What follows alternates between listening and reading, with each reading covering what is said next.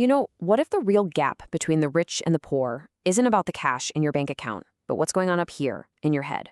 Today, we're diving deep into a financial philosophy that claims exactly that. Let's explore what's called the rich dad mindset.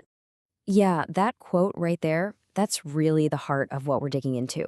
The source material says it plain and simple. Your own thinking could be the biggest thing standing in your way. I know it's a pretty bold claim, right? So let's actually unpack the logic behind it. So here's our game plan. We're going to kick things off with a tale of two mindsets, using a really powerful example. Then we'll get into the so-called problem with paper money and an old economic idea called Gresham's law. After that, we'll see how this thinking gets applied to buying real assets, we'll explore the hidden costs of buying cheap things, and we'll wrap it all up by talking about why your mindset might just be your most valuable asset. All right, let's jump right in.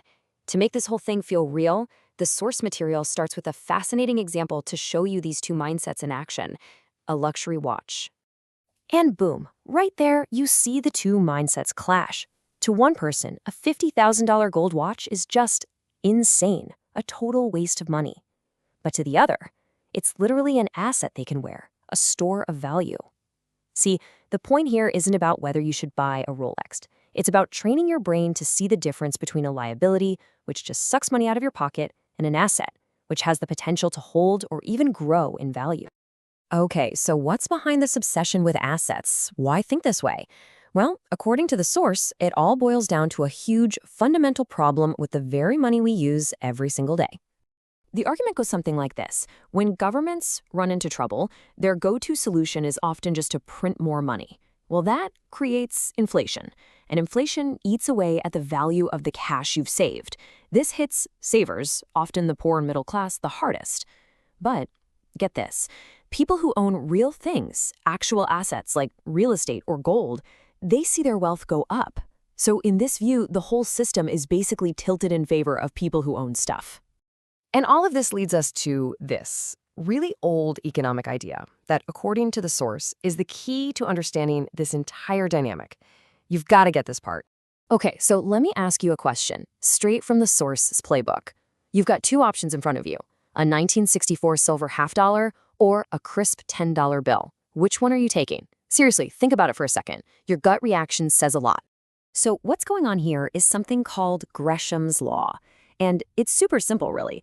The core idea is that bad money drives good money out of circulation.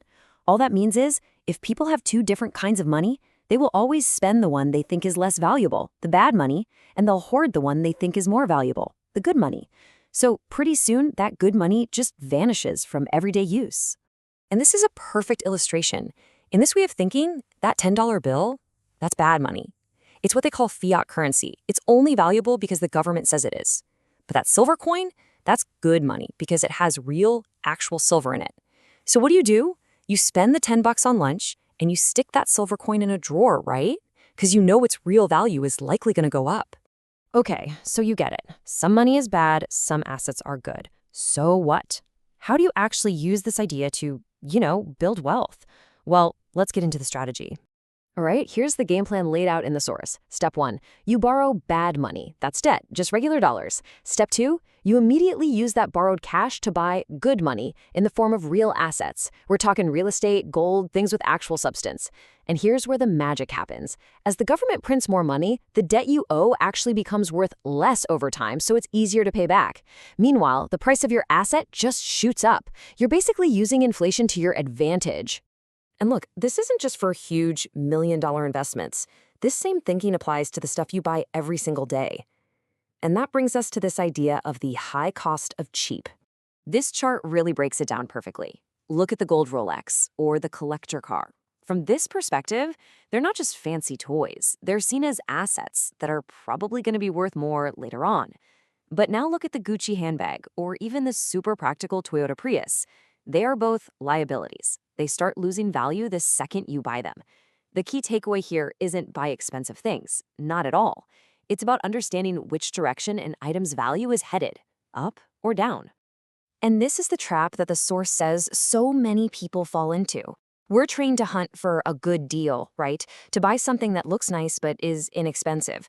But often that just means we're buying things that become worthless almost instantly. It's a cycle, you say? You spend money on stuff that just makes you poorer in the long run, instead of saving for something that could actually make you richer.